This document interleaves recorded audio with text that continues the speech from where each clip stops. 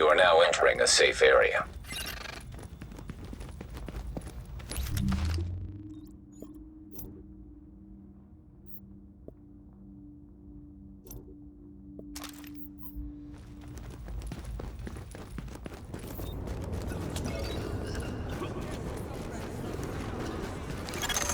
Warning, now leaving the safe area.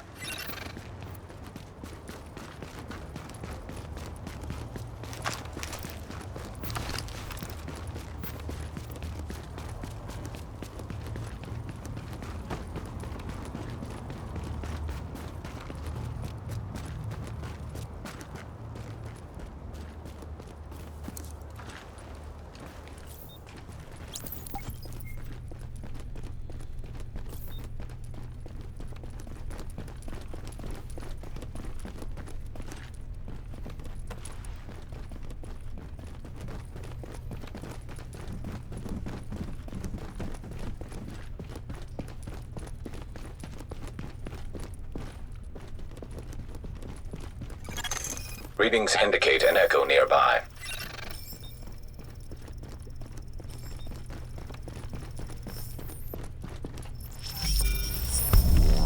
Well, here I am, Aaron Keener, the First Wave's prodigal son. Normally I'd do this face-to-face, but I'm not 100% sure which way you'll jump. You act one way when Ms. Lau is watching, and another way entirely when you're off the leash.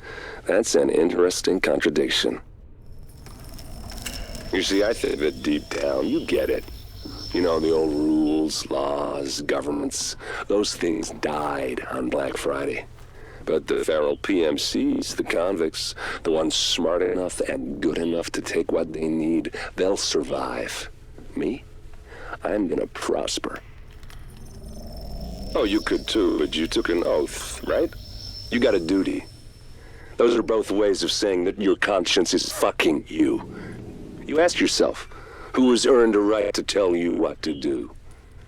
Do you know how many agents died to hold the Dark Zone just for the brass to give up and put a wall around it? You don't believe me? You should check the place out for yourself. But the people you're working for, they're irrelevant now. Amherst changed how the game is played, and I have got the vision to win. I got Chernenko, I got a DNA printer, and a very interesting recipe book. I'm gonna write my own rules. You should think about getting in on this thing. I'll be seeing you.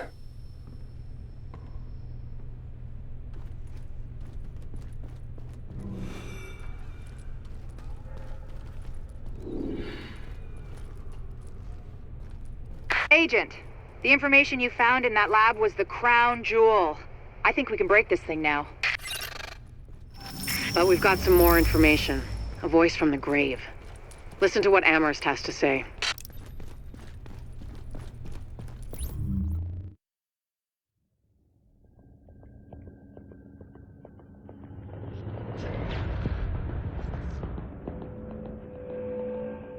What you're looking at is the smallpox virus, one of the deadliest pathogens on the planet.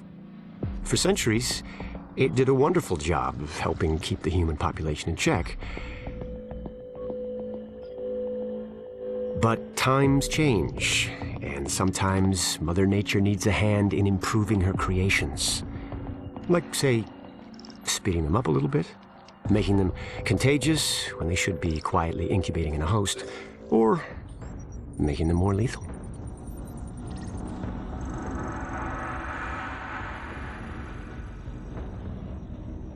I didn't come up with the approach on my own. My friend Vitaly is one of the pioneers in the field, and the idea has been around for years. Genome as data. You see, once we digitized DNA, we made it infinitely mutable. We could do 1,000 virtual variations in the time it used to take to grow a one lab-grade generation of pathogens. And we could pick the best, most lethal combinations and make them real. That's how you make a killer virus, you see. Mix in genetic code from other diseases, and you move the sliders all the way up on lethality and virulence. The goal was a 90% mortality rate. I'm not sure my green poison is going to quite hit that, but honestly, that's just details. As long as most of humanity goes, the Earth stands a fighting chance. Technically, technology is what's killing the planet. But that's not really the case.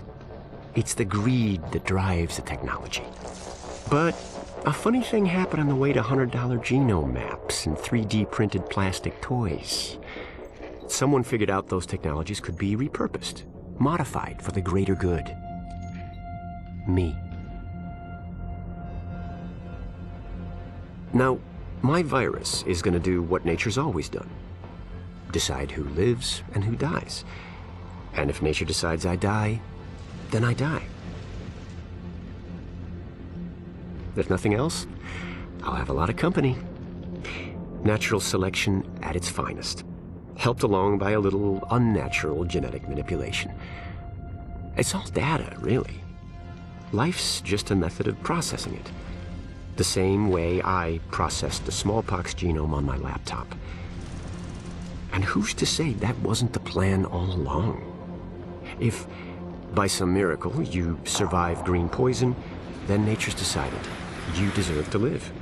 The rest of us shouldn't and won't. Godspeed. I'll see you in hell.